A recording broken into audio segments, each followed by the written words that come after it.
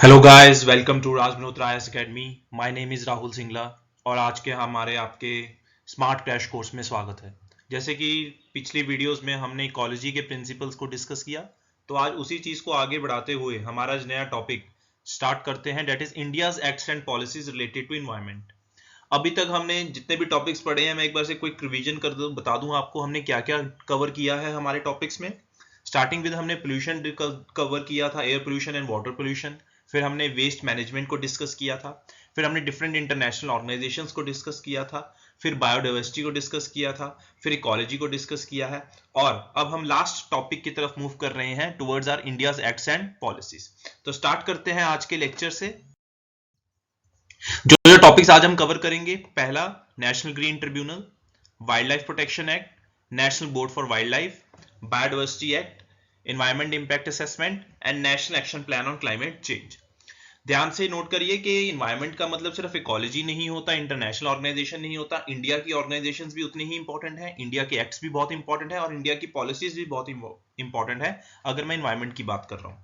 क्योंकि एग्जाम में अगर आप पिछले हम ट्रेंड्स उठा के देखें पिछले 5-6 सालों के, पहली बात तो इन्वायरमेंट की वेटेज बहुत ज्यादा बढ़ चुकी है और दूसरी चीज बहुत सारी ऑर्गेनाइजेशंस पेपर में पूछी जाती हैं, तो स्टूडेंट्स का बेसिकली यही डाउट रहता है कि ये ऑर्गेनाइजेशंस हम कहां से कवर करें।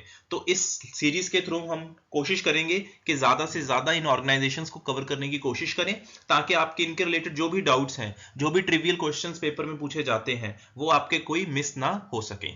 तो स्टार्ट करते हैं आज के पहले टॉपिक से। तो आज के हमारे पहले टॉपिक से स्टार्ट करते हैं, that is national green tribunal. जैसे कि आप देख सकते हैं, it is a specialised body under the national green tribunal act 2010।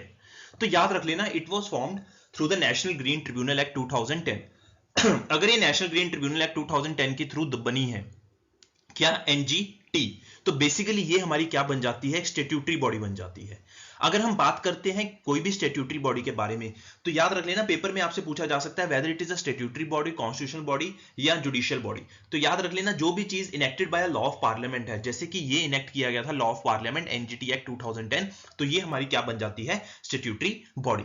अब देखो, पहले ही बहुत सारे केसेस होते हैं, सिविल केसेस होते हैं जो कोर्ट्स में पेंडिंग होते हैं, तो इन्वायरमेंट के केसेस भी उसके अंदर पेंडिंग चल रहे थे, बैकलॉग केसेस चल रहे थे।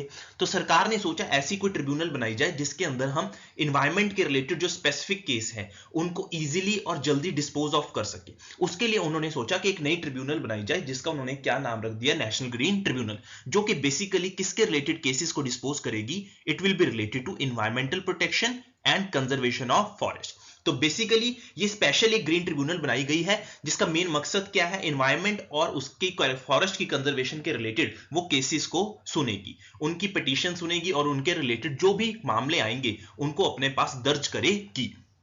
तो नेशनल ग्रीन ट्रिब्यूनल हमारी क्या है, एक स्टैट्यूटरी बॉडी है जो 2010 में पार्लियामेंट के एक्ट के थ्रू बनाई गई थी। क्लियर है इतनी बात कि एनजीटी क्या है। दूसरी चीज, जो एनजीटी है वो बात तो कर रहे हैं कि सिविल केसेस को डील कर रही है रिलेटेड टू एनवायरमेंट, बट उसके साथ साथ जिसके अंदर एक चीज का फर्क है, बेशक इसकी जो डिक्री होगी वो सिविल कोड जैसी होगी, जैसे कि ऑर्डर पास करेगी उसकी सेम पावर होगी जैसे कि एक सिविल कोड की होती है, बट इसको फॉलो नहीं करना सिविल प्रोसीजर कोड 1908 का। ये चीज सबसे ज्यादा इंपॉर्टेंट है। It shall not be bound by the procedure laid down in the under the code of civil procedure 1908। इसको वो चीज फॉलो नहीं करनी है, बट इसको फॉलो क्या करना है, principles of natural justice. Second important चीज पेपर में ये भी पूछी जा सकती है कि does NGT is bounded by civil procedure code. आपने बोला नहीं, it is not bounded by civil procedure code, but it is guided by principles of natural justice. और ये हमारी क्या है, एक स्टैट्यूटरी बॉडी है जो 2010 में बनाई गई थी। क्लियर है इतनी बात। दूसरी चीज, जो ट्रिब्यूनल है हमारी, बेसिकली ये बनाई ही इसलिए गई थी कि एनवायरमेंट के रिलेटेड जितने भी केसेस आते हैं उनको जल्द से जल्द डिस्पोज ऑफ किया जा सके। क्योंकि सिविल कोर्ट्स की अगर हम बात कर रहे हैं तो वहां पे केसेस की क्या चल रही थी, पेंडिंग चल रही थी, पेंडेंसी चल रही थी। तो उन्होंने एक टाइम फ्रेम बनाया कि कितनी देर में अगर कोई अपील इनके पास फाइल होती है, उस केस कोई भी मामला फाइल होता है तो उसने कितने टाइम के बाद उन्होंने इसको डिस्पोज ऑफ करना है। तो इन्होंने जो टाइम पीरियड लिया था वो लिया था 6 महीने का। अगर इनके पास कोई भी केस आएगा तो 6 महीने के अंदर इसको वो क्या कर देंगे, डिस्पोज ऑफ कर देंगे। तो तीसरी चीज सबसे ज्यादा इंपॉर्टेंट क्या है, इसके अंदर जो टाइम फ्रेम है केसेस को डिस्पोज ऑफ करने की वो कितनी है, 6 मंथ्स की है। तो पहली इंपॉर्टेंट चीज, it is a statutory body. Second चीज, it is not guided by civil procedure code. Third, ये केसेस को कितनी देर के अंदर डिस्पोज ऑफ कर देते हैं, 6 महीने के अंदर।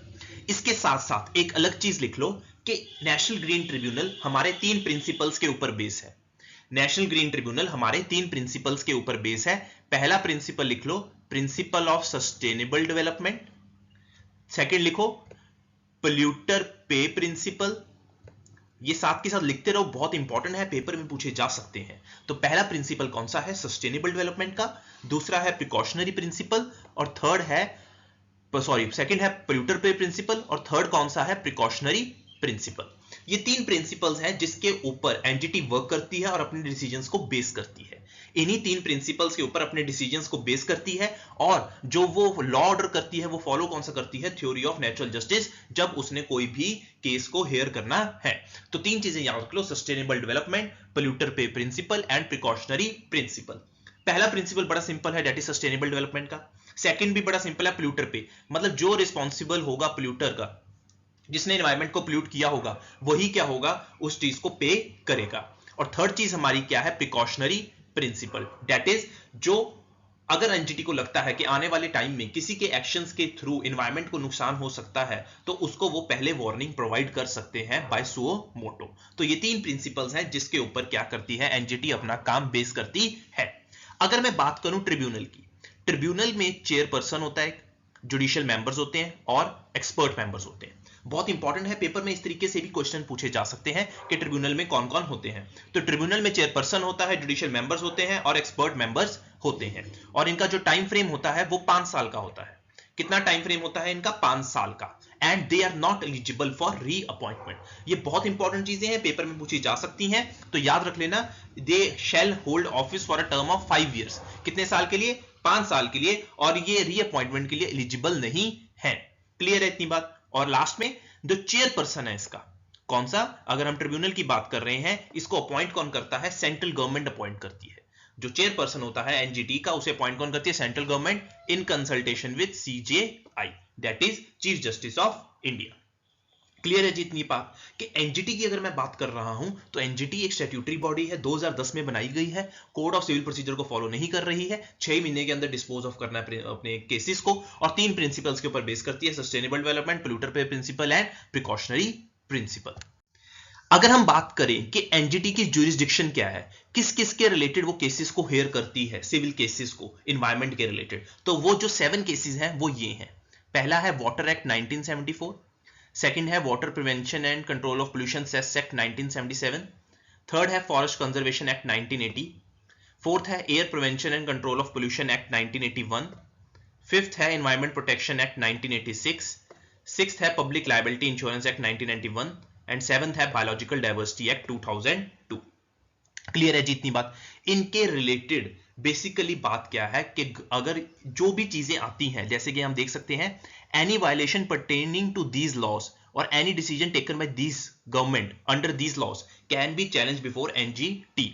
अगर इन लॉज के रिलेटेड कोई भी वायलेशन हो रही है, अगर कोई भी डिसीजन गवर्नमेंट ने भी लिया है, उसके खिलाफ आप क्या कर सकते हो, उन डिसीजंस को चैलेंज कर सकते हो एनजीटी के पास। तो बेसिकली एनजीटी की जो जुरिसडिक्शन है इन 7 लॉज के अंदर डिफाइन करी जाती है। तो पेपर में पूछा जा सकता है which of the following laws are covered under NGT.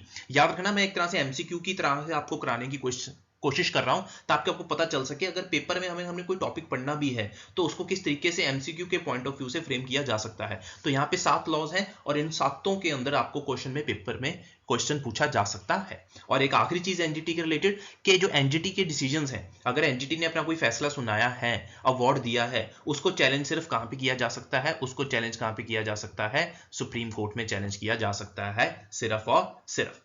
Cases कितनी देर में सॉल्व कर रहे हैं, 6 महीने के अंदर, और उनका फैसला कहां सुनाया जा सकता, अपील कहां करी जा सकती है एनजीटी के फैसले की, सिर्फ सुप्रीम कोर्ट में। और इसका जो चेयरपर्सन था उसको अपॉइंट किया जाता है central government in consultation with chief justice of India. Clear है। So this was all about our first topic आज के लेक्चर सीरीज में, दैट वाज एनजीटी।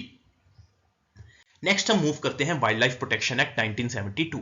अगर मेरी आपने पुरानी वीडियोस देखी होंगी इंटरनेशनल ऑर्गेनाइजेशंस की, उसमें मैंने बात बताई थी कि एक कॉन्फ्रेंस हुई थी 1972 में जिसे हम कहते हैं United nation conference on human environment. उसका एक और नाम भी है जिसे हम कहते हैं स्टॉकहोम कॉन्फ्रेंस। तो स्टॉकहोम कॉन्फ्रेंस को हम कहते हैं United nation conference on human environment, जो कि कौन सी दिन हुई थी? 5 जून 1972। ये तारीख याद रख लो, क्या है? 5 जून 1972 को वर्ल्ड कॉन्फ्रेंस होती है यूएन की ह्यूमन एनवायरनमेंट के ऊपर, जिसे हम स्टॉकहोम कॉन्फ्रेंस भी कहते हैं। अब याद रखना, उसी के कंटेक्स्ट में, उसी को मद्देनजर रखते हुए इंडिया अपने यहां पे एक लॉ को इनेक्ट करता है जिसका नाम क्या पड़ता है? Wild life protection act 1972। तो अगर आपको पेपर में पूछा जा सकता है कि इंडिया का रिस्पांस क्या रहा यूएन स्टॉकहोम कॉन्फ्रेंस के रिलेटेड, तो पहला क्या रहा? हमने क्या किया? एक वाइल्ड लाइफ प्रोटेक्शन एक्ट को इनेक्ट किया, डेट वाज 1972 के अंदर, पहली चीज। और उसी के 4 साल बाद 42nd अमेंडमेंट करी हमने 1976 के अंदर, जिसे हम 42nd अमेंडमेंट को मिनी कॉन्स्टिट्यूशन भी कहते हैं, जिसके थ्रू हमने 2 आर्टिकल्स को इंट्रोड्यूस करा जो कि बहुत ज्यादा इंपॉर्टेंट है। पहला, हमने आर्टिकल 48A को इंट्रोड्यूस किया। आर्टिकल 48A बेसिकली हमारा क्या है? Directive principle of state policy. तो वो स्टेट को क्या गाइड कर रहा है? कह रहा है the state shall endeavour to protect and improve the environment and to safeguard forest and wildlife of the country. क्योंकि इतनी बड़ी यूएन कॉन्फ्रेंस हुई है, हर जगह एनवायरनमेंट का इशू इतना ज्यादा सीरियस हो चुका है, तो हमने भी उस चीज की सीरियसनेस को समझा और उसके रिलेटेड पहले तो wildlife protection act enact किया, और उसके साथ साथ कि स्टेट्स भी इसको लेके सीरियसनेस लेके आए और एक वेलफेयर स्टेट की जगह हम बात करते हैं। जब मैं डीपीएसपी की बात करता हूं तो स्टेट को रिस्पॉन्सिबिलिटी दे दी गई कि आपकी जिम्मेवारी बनती है कि आप एनवायरनमेंट को इंप्रूव करें और यहाँ के फॉरेस्ट एंड वाइल्ड लाइफ को प्रोटेक्ट करने की कोशिश करें। ये तो था कि पहले डीपीएसपी के थ्रू स्टेट के ऊपर उन्होंने एक रिस्पॉन्सिबिलिटी डाल दी। दूसरी चीज उन्होंने क्या करी? आर्टिकल 51AG को इंट्रोड्यूस कर दिया, जो बेसिकली हमारी क्या है? Fundamental duty. जो फंडामेंटल ड्यूटी हमारी इंट्रोड्यूस करेगी, उसके थ्रू क्या कहा गया? It shall be the duty of every citizen of India to protect and improve the natural environment including forests, lakes, rivers and wildlife and to have compassion for living creatures। तो basically एक DPSP हमारे deal करते हैं environment के साथ, और एक deal कौन कर रहे हैं? हमारे फंडामेंटल ड्यूटीज। तो पेपर में दोनों तरीके से आपको क्वेश्चन पूछा जा सकता है और आपको इसके लिए तैयार रहना है। पेपर में इसी तरीके से लिंकेज बनाई जाती है। तो अगर आपसे पेपर में पूछ लिया जाए स्टॉकहोम कॉन्फ्रेंस के बाद क्या क्या इंडिया के इनिशिएटिव्स रहे, एक तो फंडामेंटल ड्यूटीज में ऐड ऑन किया गया, डीपीएसपीज में ऐड ऑन किया गया, और एक एक्ट लेके आए, कौन सा? Wild life protection act 1972। अब ये वाइल्ड लाइफ प्रोटेक्शन एक्ट क्या है? बेसिकली अगर मैं वाइल्ड लाइफ प्रोटेक्शन एक्ट की बात करूं तो इसके अंदर 6 शेड्यूल्स हैं। जैसे कि हम बात करते हैं साइट्स की, सीएमएस की, तो उसके अंदर अपेंडिक्स होते हैं। इसके अंदर बेसिकली हमने क्या रखे हैं? शेड्यूल रखे हैं।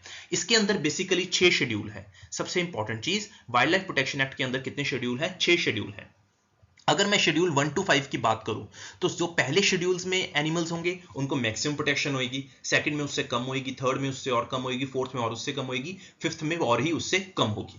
तो जो शेड्यूल 1 के अंदर आते हैं उनको हाईएस्ट प्रोटेक्शन अवार्ड करी जाती है। किसके अंदर? वाइल्ड लाइफ प्रोटेक्शन एक्ट के अंदर। जैसे कि टाइगर हो गए, राइनासोर्स हो गए, वन हॉर्न राइना हो गए, जो इंडिया के अंदर इंडेंजर्ड है, उनको हमने कहां पे डाला है? शेड्यूल 1 के अंदर, ताकि उनके रिलेटेड जो भी हंटिंग एक्टिविटीज हैं या ट्रेड एंड कमर्स हैं वो क्या हो? स्ट्रिक्टली रेगुलेटेड हो। क्या हो? Strictly regulated. तो हाईएस्ट प्रोटेक्शन अवार्ड करी जाती है वाइल्ड लाइफ प्रोटेक्शन एक्ट के शेड्यूल 1 के अंदर। तो हमने शेड्यूल्स बनाए ही इस तरीके से हैं ताकि हम इनके अंदर क्या प्रोवाइड कर सके? प्रोटेक्शन प्रोवाइड कर सके हमारे वेरियस स्पीशीज ऑफ फौना को। क्लियर है इतनी बात? तो पहले हमारे पास 5 शेड्यूल थे। शेड्यूल 6 हमने ऐड किया था बाय अमेंडमेंट ऑफ 1991, जिसके अंदर हमने स्पेसिफिकली कुछ प्लांट्स को इंट्रोड्यूस करा था। तो 6 शेड्यूल जो आया था हमारा, that was through amendment of 1991। Clear है जी इतनी बात?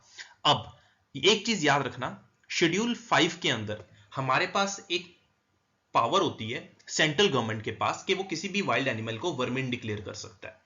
वर्मिन वो होते हैं जो कि ह्यूमंस के साथ इंटरेक्ट करते हैं और उनको हार्मफुल इंपैक्ट्स या उनके ऊपर हार्मफुल इफेक्ट्स डालते हैं, तो उनकी यहां पे कलिंग अलाउ कर दी जाती है। किसके अंदर? शेड्यूल 5 के अंदर। अगर उनका इंटरेक्शन ह्यूमंस के साथ हो रहा है और वो ह्यूमंस को क्या कर रहे हैं? नेगेटिव हार्म पहुंचा रहे हैं, तो उस चक्कर में हम इधर इनको क्या डिक्लेयर कर सकते हैं? वर्मिन डिक्लेयर कर सकते हैं, ताकि उनकी हम क्या कर सकें? कलिंग कर सकते हैं। तो 1991 की अमेंडमेंट ने एक तो शेड्यूल 6 को ऐड करा, दूसरी चीज, इन्होंने क्या करा, स्टेट गवर्नमेंट से पावर को छीन लिया गया to declare any wild animal as vermin, और वो पावर किसको दे दी गई, सेंट्रल गवर्नमेंट को पावर दे दी गई। तो वाइल्ड लाइफ प्रोटेक्शन एक्ट के रिलेटेड इतना ही था, बस इतना याद रख लेना। इसके अंदर 6 शेड्यूल है, 6 शेड्यूल बाद में आया है 1991 अमेंडमेंट के बाद, जिसके अंदर वर्मिन की पावर डिक्लेयर करने की स्टेट गवर्नमेंट से छीन ली गई। और दूसरी चीज, टोटल 6 शेड्यूल है, जिसमें शेड्यूल 1 में सबसे ज्यादा हाईएस्ट प्रोटेक्शन हमने अवॉर्ड कर रखी है। क्लियर है जी इतनी बात। नेक्स्ट मूव करते हैं हमारे नेक्स्ट टॉपिक की तरफ, that is national board for wild life.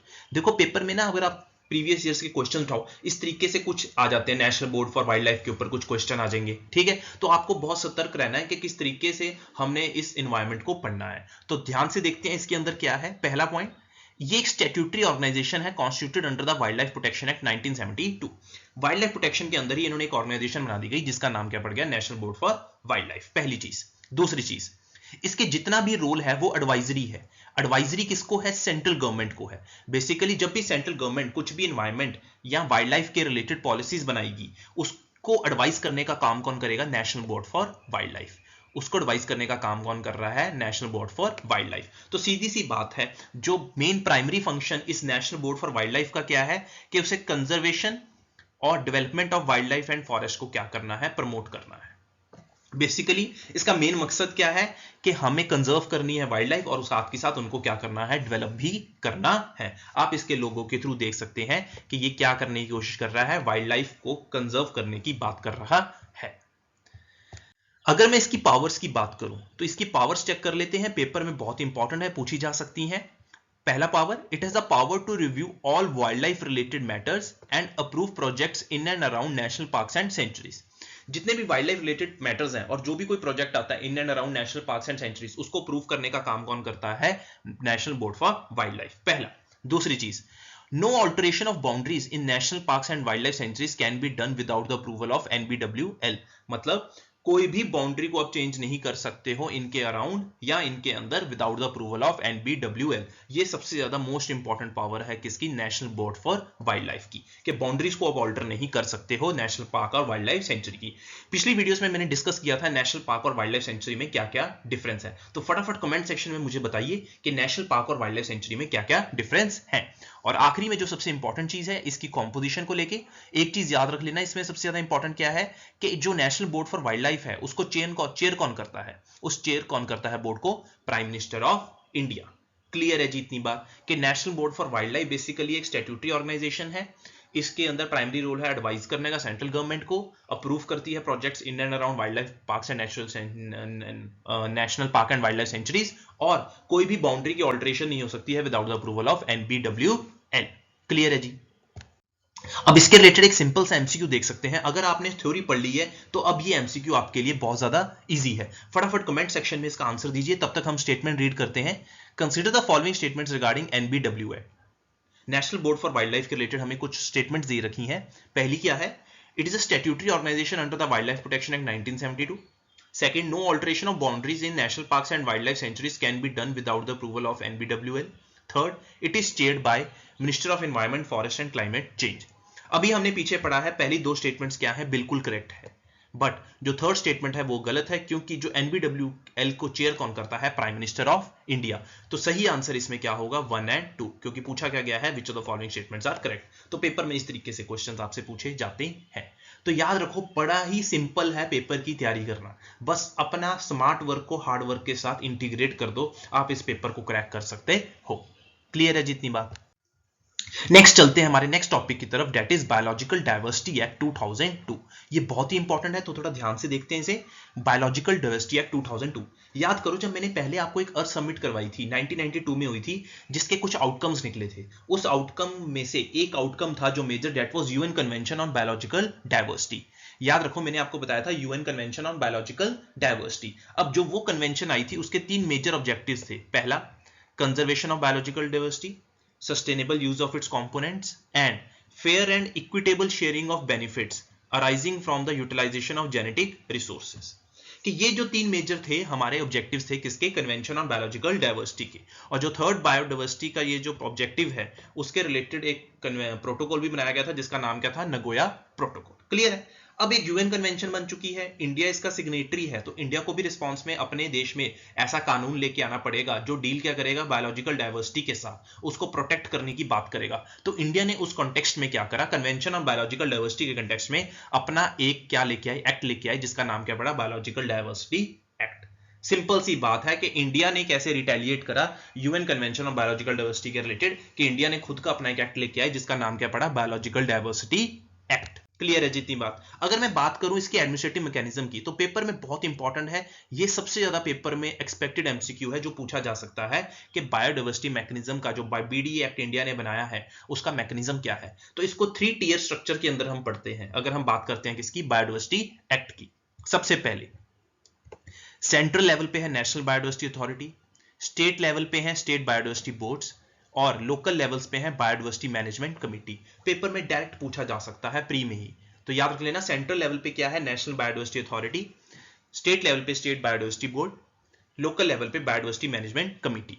अब ध्यान से देखो, अगर किसी फॉरेन नेशनल या फॉरेन कंपनी को इंडिया के बेसिकली किसी भी बायोलॉजिकल रिसोर्सेज का एक्सेस लेना है या इसके रिलेटेड कोई नॉलेज को एक्सेस करना है या किसी कमर्शियल पर्पस के लिए यूज करना है, तो वो सीधा स्टेट से थोड़ा परमिशन लेगा, वो सीधा परमिशन कहां से लेगा, सेंट्रल लेवल से करेगा, नेशनल लेवल पे करेगा। और नेशनल लेवल पे हमारी एपेक्स बॉडी कौन सी है, that is national biodiversity authority. तो कोई भी फॉरेन कंपनी या फॉरेन नेशनल यहाँ के बायोलॉजिकल रिसोर्सेज को यूज करना चाहता है, उससे नॉलेज गेन करना चाहता है, तो उसको परमिशन कहां से लेनी पड़ेगी, हमारी नेशनल बायोडाइवर्सिटी अथॉरिटी से। क्लियर है पहली चीज। दूसरी चीज, अगर मैं बात कर रहा हूं स्टेट बायोडाइवर्सिटी बोर्ड की, ये किस लेवल पे है, स्टेट्स के लेवल पे है।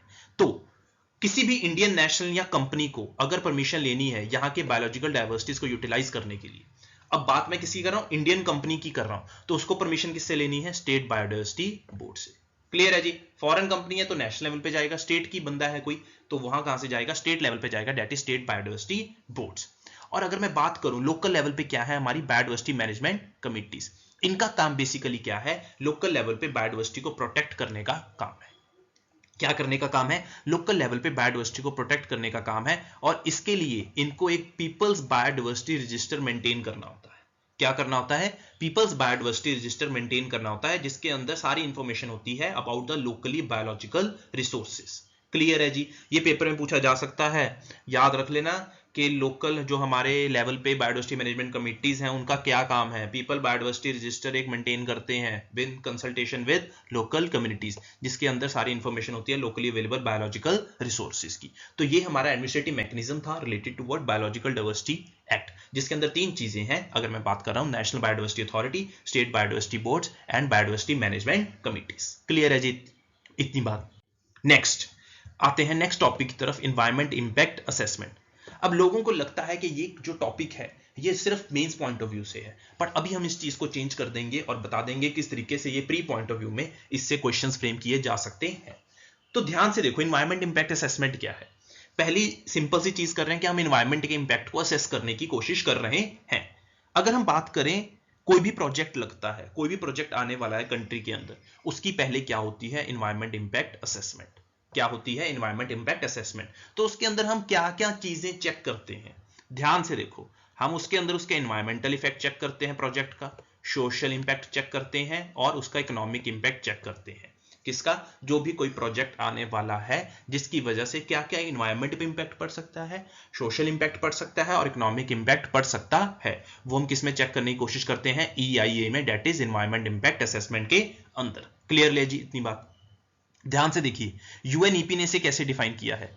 It has defined as a tool used to identify environmental, social and economic impacts of a project prior to decision making। कि डिसीजन मेकिंग से पहले हमें ये सारे इंपैक्ट्स को कंसीडर करना है, तब जाके हम किसी प्रोजेक्ट को अप्रेजल देंगे, परमिशन देंगे और फिर वो प्रोजेक्ट अपनी एग्जिस्टेंस में आ सकता है।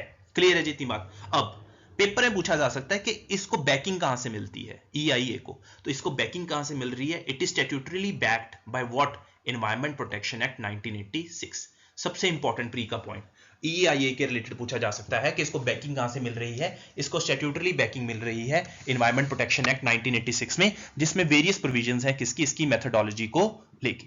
क्लियर है जितनी बात। अब ministry of environment, forest and climate change, जो पहले मिनिस्ट्री ऑफ एनवायरमेंट फॉरेस्ट होती थी, उसने इसके लिए एक नई लेजिस्लेशन लेके आई 2006 में। क्या लेके आए, नई लेजिस्लेशन लेके आए 2006 में, और इसके अंदर कुछ चेंजेस कर दिए गए। वो चेंजेस आगे देखेंगे हम क्या है। तो बेसिकली याद रखना, इन्होंने कुछ मैंडेटरी कर दिया कुछ प्रोजेक्ट्स के लिए जिसको EIA करवाना ही करवाना पड़ेगा, like mining, thermal, river valley, infrastructure and industries. इन चीजों के लिए आपको एनवायरमेंट इंपैक्ट असेसमेंट करवाना ही पड़ेगा। अब याद रखना, जो पहले EIA की लेजिस्लेशन आई थी 1994 में, जिसमें उसे बैकिंग मिली थी 1986 एनवायरमेंट प्रोटेक्शन एक्ट के अंदर, उसके अंदर जो अप्रेजल प्रोवाइड करती थी बेसिकली EIA को, वो प्रोवाइड करते थे सेंट्रल लेवल पे। कौन प्रोवाइड करता था? Central government. बट अब इन्होंने क्या कर दिया है, जो प्रोजेक्ट को क्लियर करने का काम है वो डिवाइड कर दिया है between central and state governments. तो सबसे इंपॉर्टेंट MCQ पूछा जा सकता है कि EIA को क्लियर करने का काम किसका है? तो EIA को क्लियर करने का काम सिर्फ सेंट्रल गवर्नमेंट का नहीं है, इसके अंदर स्टेट गवर्नमेंट भी अब इन्वॉल्व हो चुकी है। वो कैसे इन्वॉल्व है आगे हम आपको डिस्कस करेंगे। तो पहले सबसे इंपॉर्टेंट चीजें डिस्कस करने की यही थी कि इसको बैकिंग कहां से मिलती है, इसके अंदर अमेंडमेंट्स कब से आए हैं, और कौन कौन से प्रोजेक्ट्स हैं जिनको मैंडेटरी EIA करवाना ही पड़ेगा। ये डायरेक्ट प्री में पूछा जा सकता है, और नई लेजिस्लेशन के अकॉर्डिंगली क्या क्या चेंजेस आए हैं। क्लियर है इतनी बात? अब इस फ्लो चार्ट में हम चेक करते हैं कि बेसिकली अगर मैं EIA के प्रोसेस की बात करूं तो EIA के प्रोसेस में कौन कौन से स्टेप्स इन्वॉल्व हैं।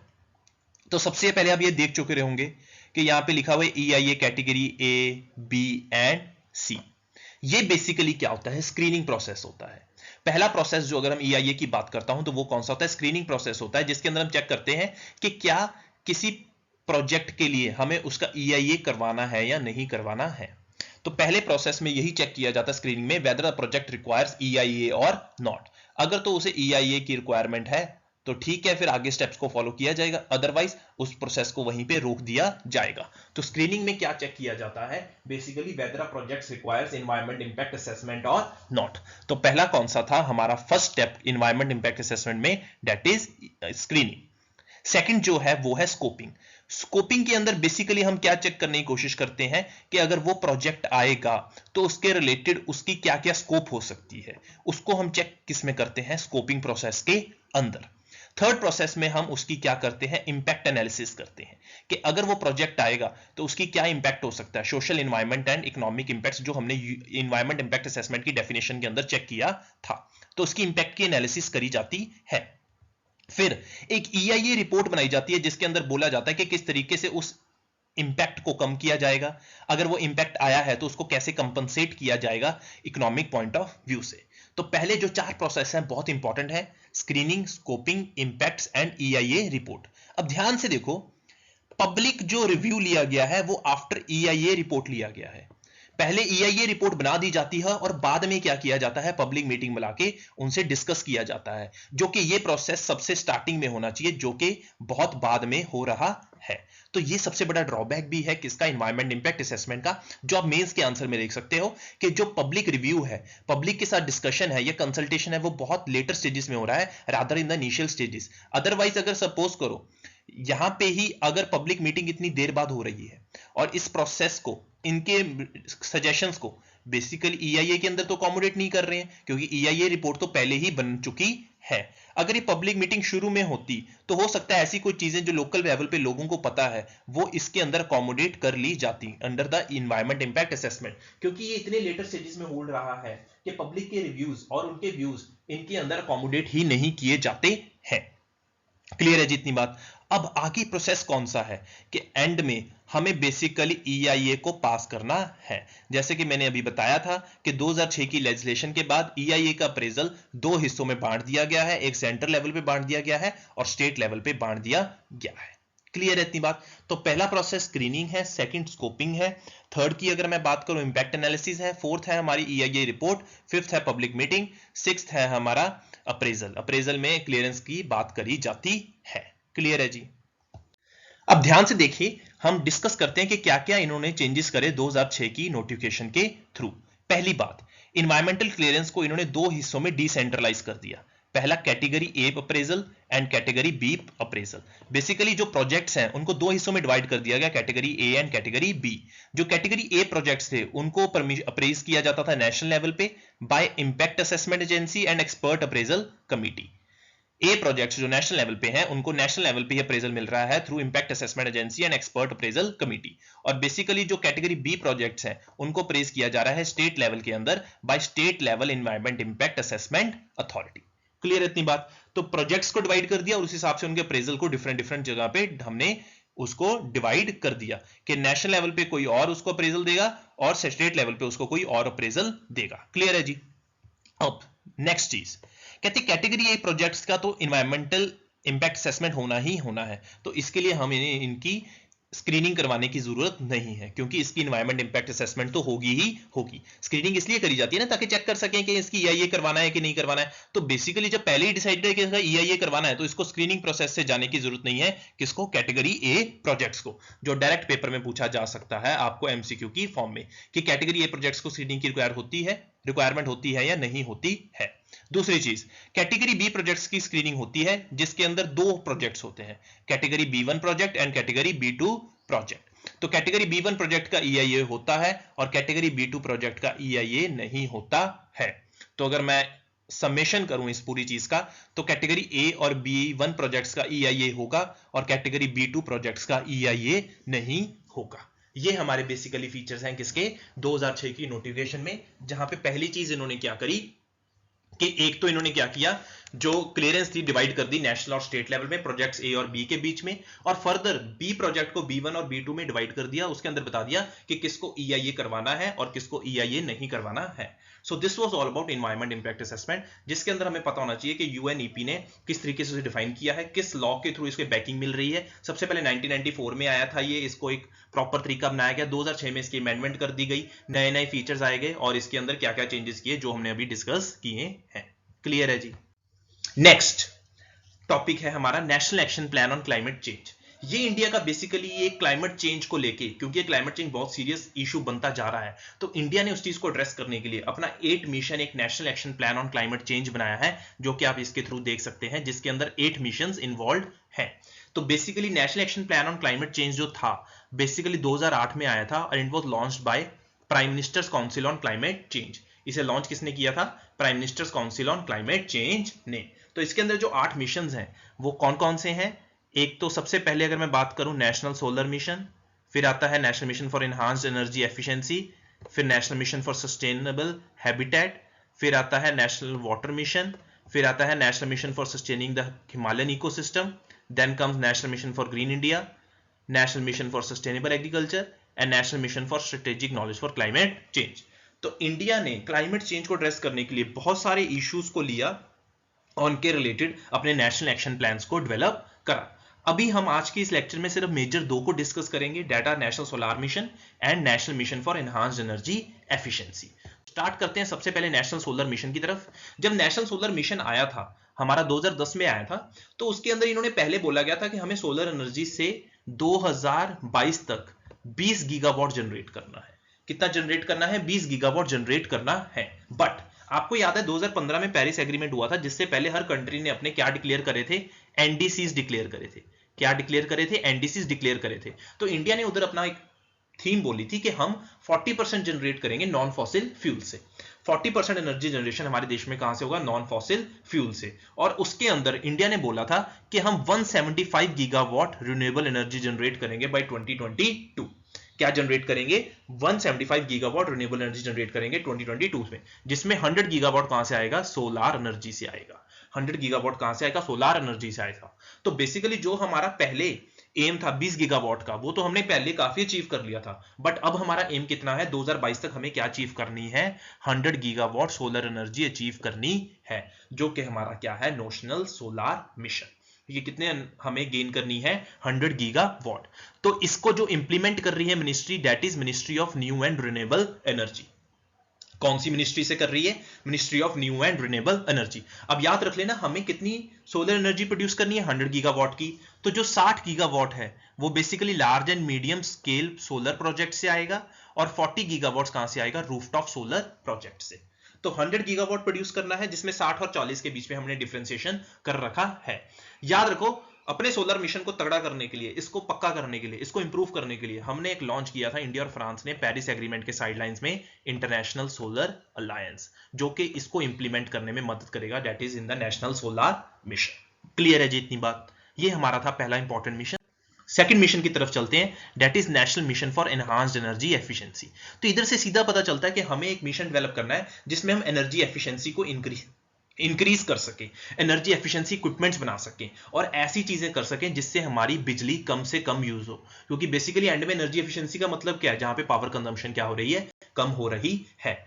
तो इस मिशन की जो रूट्स हैं वो किसके अंदर लाई करती हैं, एनर्जी कंजर्वेशन एक्ट के थ्रू, जो कब बनाया गया था, 2001 में। जिसका मेन फोकस क्या था, हमें कुछ ऐसे प्रिंसिपल्स बनाने हैं, हमें कुछ ऐसी पॉलिसीज बनानी है जिससे हम एनर्जी को कंजर्व कर सकें। और एनर्जी कंजर्वेशन एक्ट की वजह से एक स्टैट्यूटरी बॉडी बनी थी जिसका नाम क्या पड़ता है, ब्यूरो एनर्जी एफिशिएंसी। तो पेपर में डायरेक्ट पूछा जा सकता है ब्यूरो ऑफ एनर्जी एफिशिएंसी किसके अंदर आती है, तो ये किसके अंदर आती है, एनर्जी कंजर्वेशन एक्ट के थ्रू, क्योंकि ये स्टैट्यूटरी बॉडी है जिसका मेन पावर क्या है, इसे प्रमोट क्या करना है, energy efficiency and conservation in different sectors of the economy. Clear है जी इतनी बात? तो national mission for enhanced energy efficiency की बात करूं, उसको रूट्स कहां से मिलती है, एनर्जी कंजर्वेशन एक्ट से, जिसकी वजह से क्या बनी, ब्यूरो ऑफ एनर्जी एफिशिएंसी बनी, और जो किसके अंदर आता है, ये होल मिनिस्ट्री ऑफ पावर के अंदर। सोलर मिशन किसके अंदर आ रहा था, ministry of new and renewable energy के अंदर, और ये किसके अंदर आ रहा है, मिनिस्ट्री ऑफ पावर के अंदर। अगर मैं national mission for enhanced energy efficiency की बात करूं तो इसके 4 कंपोनेंट हैं। अभी इतने इंपॉर्टेंट नहीं है, मेंस के लिए इंपॉर्टेंट है, अभी के लिए बस याद रख लो। पहला है perform, achieve and trade. Second है market transformation for energy efficiency. Third है energy efficiency financing platform, and fourth है फीड। बेसिकली इसके अंदर हमें क्या करना है, एनर्जी को सेव करना है, जिसके रिलेटेड हमें एनर्जी सेविंग सर्टिफिकेट्स मिलते हैं, जिनकी बाद में हम क्या कर सकते हैं, ट्रेडिंग कर सकते हैं। इसके अंदर हमें एनर्जी एफिशिएंसी इक्विपमेंट्स को डेवलप करना है। जैसे एसीज के अंदर आप देखते होंगे कि लेबलिंग करी जाती है, अप्लायंसेस के अंदर 5 स्टार रेटिंग करी जाती है, 3 स्टार रेटिंग्स होती है, तो वो क्या है, एनर्जी एफिशिएंसी इक्विपमेंट्स। अब एनर्जी एफिशिएंसी इक्विपमेंट बनाने के लिए पैसे को मोबिलाइज भी करना है, तो फाइनेंस को मोबिलाइज करने का काम कौन करता है, एनर्जी एफिशिएंसी फाइनेंसिंग प्लेटफॉर्म। अगर किसी ने फाइनेंस को मोबिलाइज कर दिया, जिसने फाइनेंस दिया है तो वो रिस्क में है, उसका पैसा कहीं डूब ना जाए, तो उसके रिस्क को हेज किया जाता है by providing an insurance through this mechanism of FEED। Clear है जितनी बात? तो national mission for enhanced energy efficiency के हमारे पास 4 मेजर ऑब्जेक्टिव्स हैं, PAT, MTEE, EEFP and FEED। इसको कौन इंप्लीमेंट कर रहा है, ministry of power. Solar mission को कौन इंप्लीमेंट कर रहा था, ministry of new and renewable energy. Clear है जितनी बात? Moving on to the next topic, India cooling action plan. अब याद रख लेना, इंडिया एक पहली कंट्री है जिसने ये कूलिंग एक्शन प्लान बनाया है। बहुत इंपॉर्टेंट है, पेपर में इस साल बहुत एक्सपेक्टेड क्वेश्चन है, इससे रिलेटेड पूछा जा सकता है। तो पहली जो एमसीक्यू से स्टेटमेंट बन सकती है कि India is the first country to develop such a document, तो ये स्टेटमेंट क्या है, बिल्कुल करेक्ट। अब इंडिया कूलिंग एक्शन प्लान के अंदर हमारे गोल्स क्या है, इनको हमें रट्टा मारना है, इनको हमें क्या करना है, डायरेक्ट रट्टा मारना है। आप इस डायग्राम के थ्रू भी देख सकते हैं या इसके थ्रू भी देख सकते हैं। तो हमारे पास लिमिट्स क्या है कि कूलिंग डिमांड को कम करना है cross sectors by 20 to 25% by year 2037 to 38। याद रख लेना, ज्यादातर जो ये मिशन इंप्लीमेंट करना है कब तक करना है, 2037 तक, कि कूलिंग डिमांड को 20 से 25% तक कम करना है। सेकंड, रेफ्रिजरेंट डिमांड को 25 से 30% तक कम करना है। कूलिंग एनर्जी रिक्वायरमेंट को 25 to 40% तक कम करना है बाय द ईयर 2037 to 38। और ट्रेनिंग करनी है, certification of 1 lakh servicing sector technicians by the year 2022 in synergy with skill India mission. तो बेसिकली इसके अंदर हमें उनकी ट्रेनिंग भी प्रोवाइड करनी है जो सर्विस सेक्टर के अंदर इन्वॉल्व है, और हमें रिकॉग्नाइज करना है cooling and related area as a thrust area of research under the national science and tech programme. तो बेसिकली कूलिंग एक्शन प्लान हमारा रिलेटेड किससे है कि हमें कूलिंग प्रिंसिपल्स को फॉलो करना है और कूलिंग डिमांड को हमें क्या करना है, कम करना है आने वाले टाइम में इन लिमिट्स के थ्रू। क्लियर है जितनी बात? इसके रिलेटेड एक क्वेश्चन देख लेते हैं। Consider the following statement related Indian cooling action plan. पहला, it has been launched by ministry of environment, forest and climate change, बिल्कुल करेक्ट है जी। Second, it seeks to reduce refrigerant demand by 25 to 30%, अभी हमने देखा, बिल्कुल correct है ये। It also seeks to reduce cooling energy requirement, cooling energy requirement भी 25 से 40% तक रिड्यूस करने की बात कर रहा है। तो तीनों स्टेटमेंट हमारी करेक्ट है, तो आंसर क्या है, solution D, all of the above. Clear है जी? तो आज की हमारी वीडियो में इतना ही, जिसमें हमने मेजर कुछ बेसिक इंडिया के जो ऑर्गेनाइजेशंस हैं, इंडिया की पॉलिसीज हैं और उनके एक्ट्स को कवर करने की कोशिश की है। तो नेक्स्ट वीडियो में भी हम इसी सीरीज को आगे कंटिन्यू करेंगे और इंडिया के वेरियस एक्ट्स और पॉलिसीज और रिपोर्ट्स को डिस्कस करने की कोशिश करेंगे, ताकि एक होलिस्टिकल तरीके से एनवायरनमेंट को हम एक सम अप कर सकें। अगर आपको हमारी सीरीज पसंद आ रही है तो शेयर, लाइक एंड सब्सक्राइब कीजिए और हमारे वीडियोस को बार बार देखते रहिए ताकि हम इस चीज को आप क्या कर सकें, रिवाइज करते रहें। Thank you.